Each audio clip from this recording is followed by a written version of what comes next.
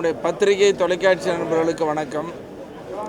இன்னைக்கு மிக முக்கியத்துவம் வாய்ந்த பிரச்சனையை சட்டமன்றத்தில் கிளப்பினோம். பாமக சார்பில் குறிப்பாக தமிழக அரசு ஒரு உண்மையை வெளியிட வேண்டும், செய்தி தொடர்ந்து வந்து கொண்டிருக்கிறது என்ற செய்தியை முன்வைத்து பேசினோம். முதலமைச்சர் அவர்களும் பதிலளித்தார்கள். குறிப்பாக அமெரிக்க நாட்டின் நியூயார்க் கிழக்கு நீதிமன்றத்தில் ஒரு வழக்கு பதிவு செய்யப்பட்டிருக்கிறது. அந்த வழக்கில் தமிழ்நாட்டின் பெயரும் உள்ளடக்கி 5 மாநிலங்கள் பெயர் பட்டியலிலே இடம்பெற்றிருக்கிறது. அதில் இந்திய சூரிய ஒளி மின் உற்பத்தி கழகத்தின் சார்பில் மின்சாரம் பெறுவதற்கான ஒப்பந்தம் செய்யப்பட்டதாகவும், அந்த ஒப்பந்தத்தில் முறைகேடுகள் நடந்திருக்கிறது. அது 5 மாநிலங்கள் பட்டியல். அந்த 5 மாநிலங்களில் தமிழ்நாட்டின் பெயரும் இடம்பெற்றிருக்கிறது. இது தமிழ்நாட்டின் பெயர் இடம்பெற்றதற்கு காரணம் சந்தேகத்தை கிளப்பியிருக்கிறது. குறிப்பாக 2021ஆம் ஆண்டு சூரிய ஒளி மின்சாரம் ஒரு யூனிட்டுக்கு 2 ரூபாய், அதன் பிறகு 2 ரூபாய் 1 பைசாவுக்கு வாங்கப்பட்டிருக்கிறது.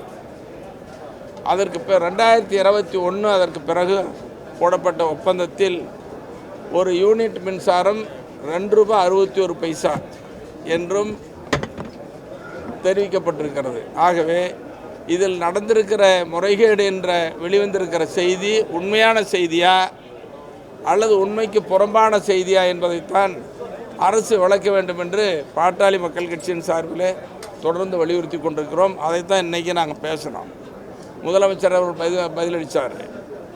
அதோட இன்றைக்கி தமிழ்நாட்டில் கடுமையான வெள்ளச்சேதம்.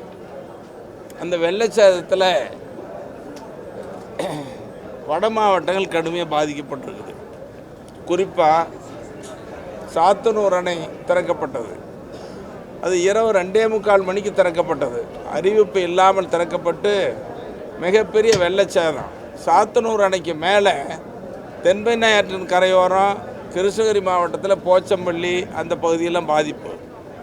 சாத்தனூர் அணைக்கு கீழே திருவண்ணாமலை மாவட்டத்தினுடைய சில பகுதி, கள்ளக்குறிச்சி மாவட்டம், கடலூர் மாவட்டம், விழுப்புரம் மாவட்டம், இந்த மாவட்டங்கள் கடுமையாக பாதிக்கப்பட்டிருக்கிறது. முதலமைச்சர் உள்ளிட்ட அமைச்சர்கள், நடுவண் அரசின் குழுவெல்லாம் வந்து பார்வையிட்டிருக்கிறாங்க. பார்வையிட்டு விட்டு அதற்கு நிவாரணம் வழங்கப்படுகிறது. இந்த நிவாரணத்தில் மிகப்பெரிய அநீதி இழைக்கப்பட்டிருக்கிறது. ஏன் இந்த பாகுபாடு என்ற கேள்வி எழுப்பியிருக்கிறோம். இப்போ மறுபடியும் சட்டமன்றத்தில் பேச போகிறோம். என்ன பாகுபாடுன்னா, 2023 கடந்த ஆண்டு இதே போல் டிசம்பர் மாதம் கனமழை, வெள்ளச்சேதம் சென்னை சுற்றி இருக்கிற பகுதிகளுக்கு.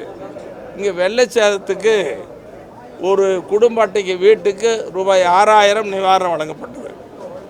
பாதிக்கப்படாத அடுக்குமாடியில் இருக்கிற வீடுகளுக்கு கூட குடும்ப அட்டைக்கு 6000 வழங்கப்பட்டிருக்கிறது. ஆனால் இப்போ கடுமையான வெள்ளச்சேதம். ஒரே நாளில் 51 சென்டிமீட்டர் மழை பெய்திருக்கிறது. இதில் பாதிக்கப்பட்டது விழுப்புரம், கள்ளக்குறிச்சி, திருவண்ணாமலை, கடலூர் போன்ற 4 மாவட்டங்கள். ஆனால் இங்கே வீடுகளுக்கு குடும்ப அட்டைக்கு பாதிக்கப்பட்டவர்களுக்கு குடும்ப அட்டைக்கு வெறும் 2000 தான். ஏன் இந்த பாகுபாடு? ஆனால் டிசம்பர்லேயே கூட சென்னையில் வழங்கப்பட்டதற்கு பிறகு ஒரு வாரம் கழித்து தென் மாவட்டங்களில் கடுமையான மழை. அங்கே தூத்துக்குடி, திருநெல்வேலி, தென்காசி அந்த மாவட்டங்களில் பாதிக்கப்பட்ட வீடுகளுக்கு குடும்ப அட்டைக்கு 6000 ரூபாய். இது போன வருஷம் நடந்தது. ஆனால் சென்னையை ஒட்டிய பகுதியும் தென் மாவட்டங்களிலேயும் 6000 மட்டும் வழங்கிவிட்டு இந்த வட மாவட்டங்களாக இருக்கிற கடலூர், விழுப்புரம், கள்ளக்குறிச்சி, திருவண்ணாமலை போன்ற மாவட்டங்களுக்கு 2000 வழங்கியதன் பாகுபாடு என்ன? ஏன் இந்த அநீதி என்பதைத்தான் வினாவாக எழுப்பியிருக்கிறோம்.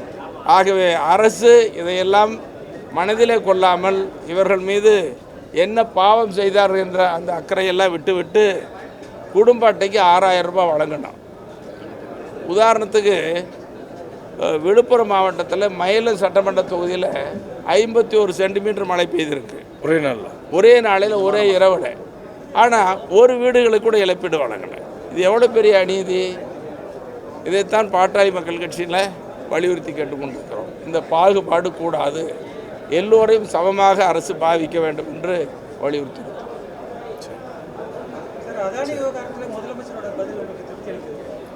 இல்லை, அதானி விவகாரத்தில் முதலமைச்சர் சொன்ன பதில் நான் சந்திக்கலைன்னு சொல்லியிருக்காரு.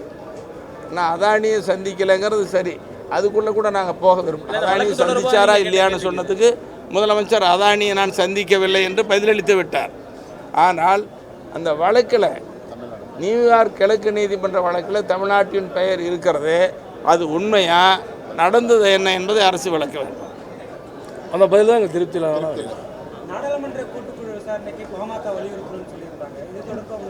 இல்லை, அதாவது நாடாளுமன்றமாக இருந்தாலும் சரி, சட்டமன்றமாக இருந்தாலும் சரி, பாட்டாளி மக்கள் கட்சியை பொறுத்த வரையில் எந்த பிரச்சனையாக இருந்தாலும் நல்லது நடக்கும் பொழுது அதை வரவேற்க தவறியதே இல்லை. இப்படிப்பட்ட முறைகேடு அல்லது பிரச்சனைன்னு வரும் பொழுது கட்டாயம் சொல்ல தவறுவதும் சுட்டி காட்டவும் தவற மாட்டோம், இனியும் தவற மாட்டோம். நன்றி.